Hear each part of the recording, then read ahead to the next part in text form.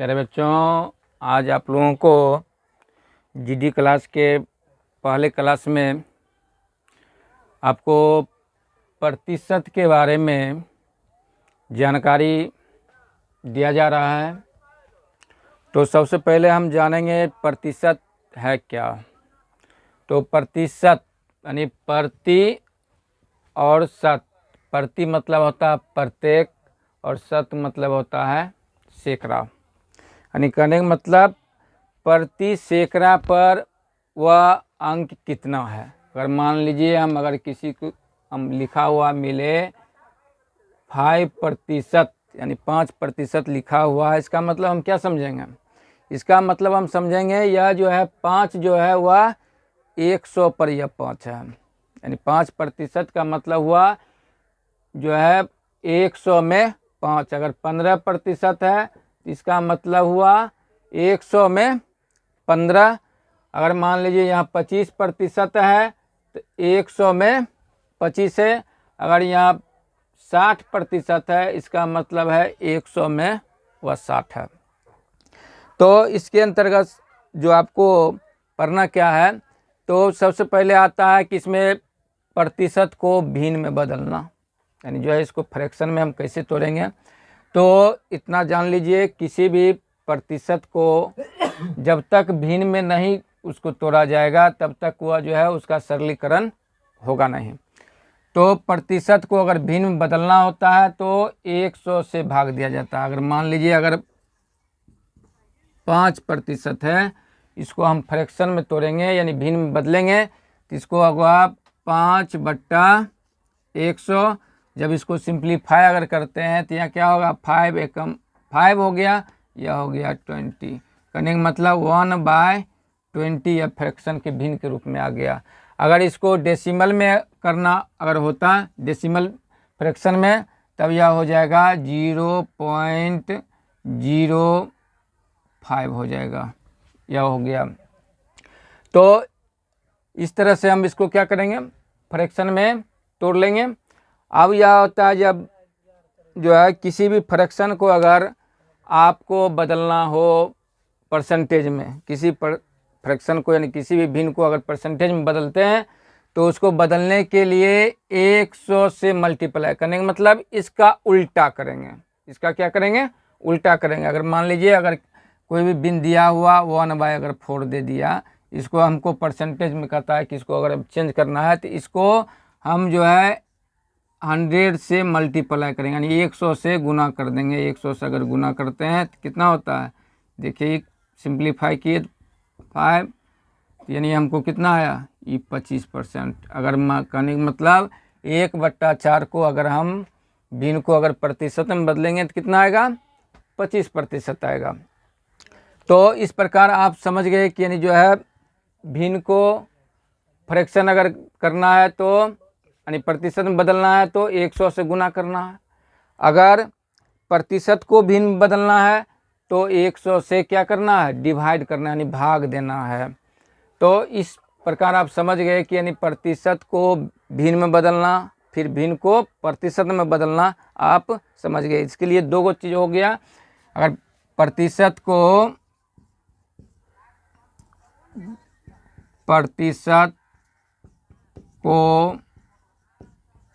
भिन्न में बदलना, तो प्रतिशत को भिन्न में बदलना है तो इसके लिए क्या करना पड़ेगा, 100 से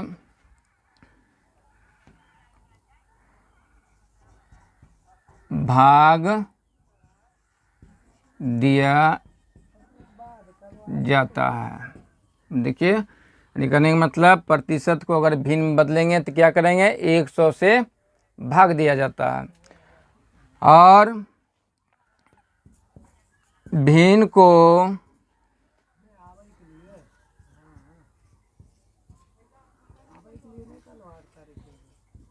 प्रतिशत में बदलना, तो इसके लिए आपको क्या करना होगा, इसमें 100 से गुना किया जाता है। करने का मतलब 100 से गुना किया जाता है। तो अब हम समझ गए प्रतिशत को भिन्न में बदलना और भिन्न को प्रतिशत में हम इस तरह से अब इसको हम बदल सकते हैं। अब यहाँ इसको आप जानकारी लेने के बाद अब इसमें जो है आएगा जो संख्या में वृद्धि ह्रास क्या होता है, इसी के अंतर्गत इसको आप इसमें पुनः अध्ययन करना है। जैसे अगर कोई वस्तु है उसका दाम में वृद्धि हो गया, किसी वस्तु के दाम में ह्रास हो गया, तो उसके लिए क्या क्या होगा, तो इसको आप समझ लिए। तो अब इसके बाद हम चलते हैं कि इसमें वृद्धि और ह्रास होगा तो उसके लिए क्या करना है।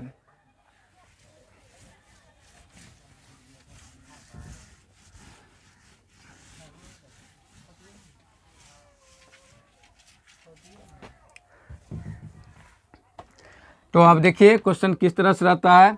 इन परीक्षाओं में क्वेश्चन रहता है आपको रहेगा अगर 125 का 20% इक्वल टू व्हाट, यानी 125 का 20% जो है कितना होगा। तो इसको सिंप्लीफाई करने के लिए, सरल करने के लिए आपको जो क्या करना पड़ेगा, यानी करने का मतलब 125 गुना, अभी देखिए यहाँ प्रतिशत है, इसको भिन्न में तोड़ेंगे तो क्या हो जाएगा 20/100 हो जाएगा। तो क्या हो जाएगा यहाँ देखिए, यह हो गया 5, यह हो गया आपको 25, करने का मतलब 25 आ गया। करने का मतलब 125 का 20% अगर सरल करेंगे तो कितना आएगा 25 आएगा। तो यह वृद्धि और ह्रास के अंतर्गत भी आएगा। अगर मान लीजिए किसी के दाम में अगर वृद्धि हो रहा है तो वृद्धि के लिए अलग फार्मूला होगा, ह्रास के लिए अलग फार्मूला आपको आ जाएगा। कहने का मतलब इसमें यह दो जो संख्या दिया हुआ रहेगा इसको हम डोनेट कर लेंगे मूल संख्या के रूप में, ये आपका मूल संख्या हो गया। और जो यहाँ प्राप्त जो संख्या आएगा यह नई संख्या होगा, ये क्या होगा नई संख्या होगा। और वृद्धि या ह्रास को यह प्रतिशत जो होगा वही वृद्धि और ह्रास होगा। तो कहने का मतलब अगर किसी वस्तु के दाम में अगर वृद्धि हो रही है, किसी वस्तु के दाम में अगर वृद्धि हो रही है या उसमें अगर कोई चीज़ में अगर वृद्धि हो रहा है तो वृद्धि इक्वल टू आपको फार्मूला आपका हो जाएगा मूल संख्या गुना प्रतिशत बट्टा 100। इसको अगर सरल कर लीजिएगा तो आपको क्या हो जाएगा वृद्धि हो जाएगा। अगर नई संख्या अगर निकालना है तो नई संख्या इक्वल टू आपको फार्मूला हो जाएगा, जो आप हो जाएगा मूल संख्या गुना 100 प्लस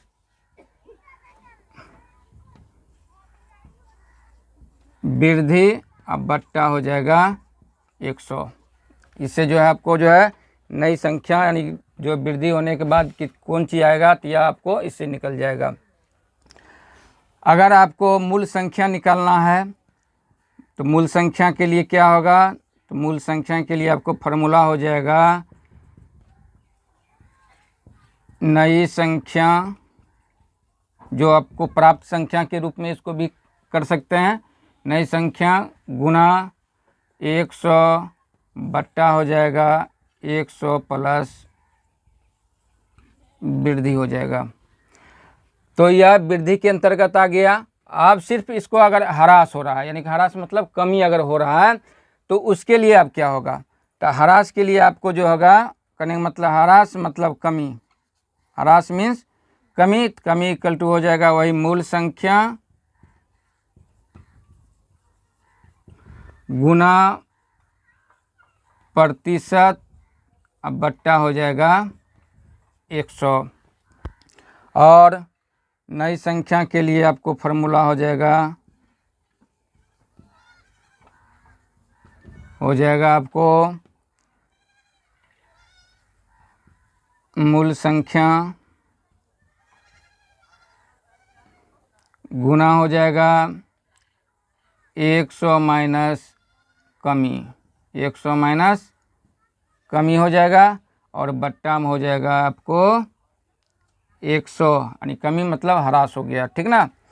और जो है ये आपको आ गया। अगर मूल संख्या निकालना होगा तो मूल संख्या के लिए आपको हो जाएगा मूल संख्या इक्वल टू आपको फॉर्मूला हो जाएगा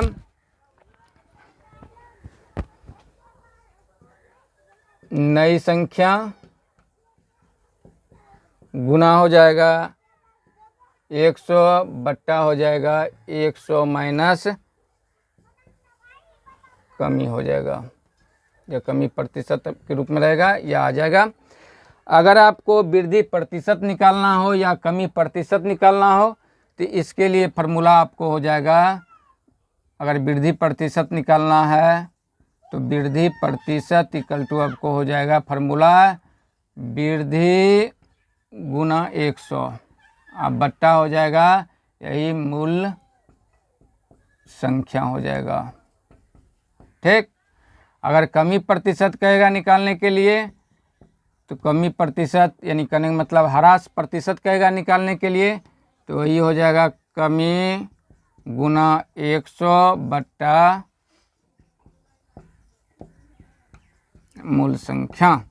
तो इसके अंतर्गत आपको यही सब फार्मूला रहेंगे और इसी से जो आपको जो है इसी फार्मूला के अंतर्गत सभी जितने भी क्वेश्चन होगा इसी फार्मूला के इर्द गिर्द सबका जो है बनेगा।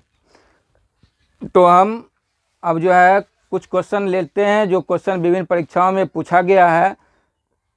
जो क्या होगा, जैसे आपको हम एक रेलवे के एग्ज़ाम के लिए जो है इसमें एक क्वेश्चन पूछा है जो 25% का 25% क्या होगा, यानी 25% का 25%।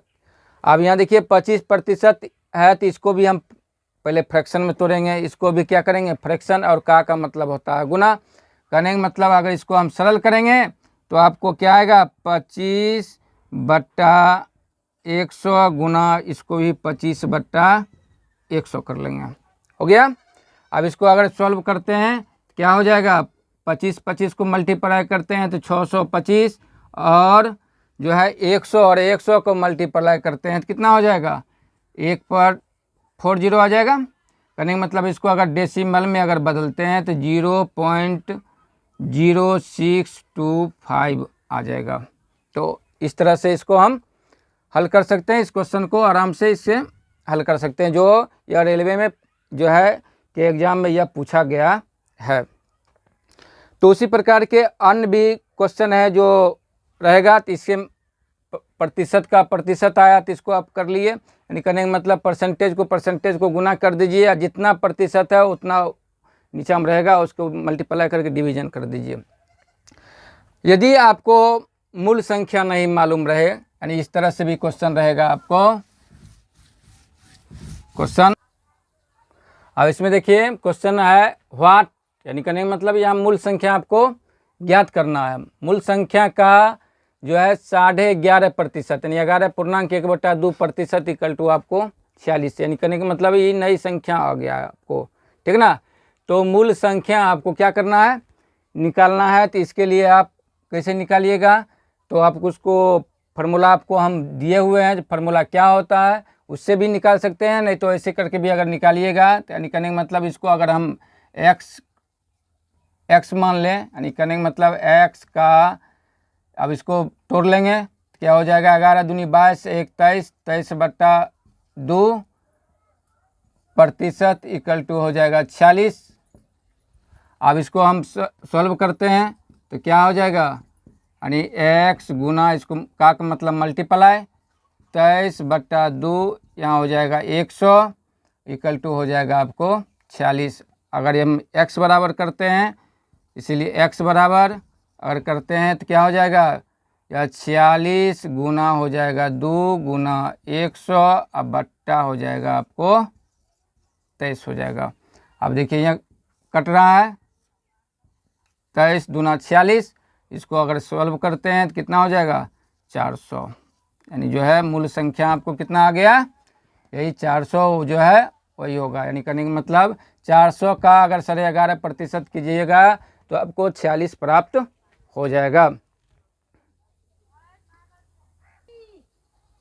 अब यहाँ देखिए क्वेश्चन में, यहाँ आप देखिए अब आपको प्रतिशत निकालना पड़ जाएगा, तो इसके लिए प्रतिशत निकालने के लिए भी आपको अब फार्मूला वैसे दे दिए हैं। इसको अगर सॉल्व करते हैं तो क्या हो जाएगा, देखिए क्या हो जाएगा 1400 गुना का मतलब गुना x बट्टा 100 हो जाएगा, इक्वल टू हो जाएगा कितना 119। अगर डबल जीरो को कैंसिल करते हैं तो कैंसिल भी हो जाएगा, तो अर्थात यहाँ आपको बचेगा कितना 14x इक्वल टू हो जाएगा 119, इसीलिए x इक्वल टू अगर करते हैं तो 119 बट्टा 14 हो जाएगा।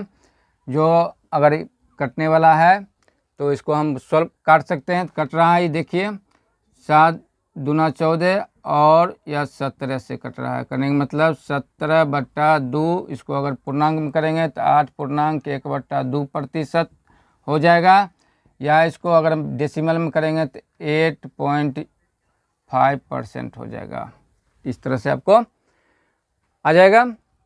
यानी करने का मतलब आप जो है मूल संख्या ज्ञात कर लिए, जो है प्रतिशत जो है उसको प्राप्त कर लिए, तो उसके बाद यहाँ क्या राशि आएगा यह भी आपको प्राप्त कर लिए। यानी करने का मतलब आपको जो है मूल संख्या, प्रतिशत और नई संख्या प्राप्त करने का मेथड जान गए हैं। इसके बाद आपको पुनः जो है इसमें जो और सारे जो है विभिन्न परीक्षाओं में जो पूछा गया है इस चैप्टर से, यानी परसेंटेज चैप्टर से क्वेश्चन, उसका जो है पूरा अथी दिया जाएगा, और जो आपको अगले वीडियो में मिलेगा, जिसमें जो है इसका जो है आपको यदि पूरा सीरियल से अगर क्वेश्चन लेना चाहते हैं तो क्वेश्चन भी आपको PDF के रूप में मिल जाएगा। हो गया। तो और सारे क्वेश्चन जो है आपको डिस्क्रिप्शन बॉक्स में जो है क्वेश्चन मिल जाएगा, और उस क्वेश्चन को सॉल्व करके निश्चित रूप से आप जो है कमेंट करें।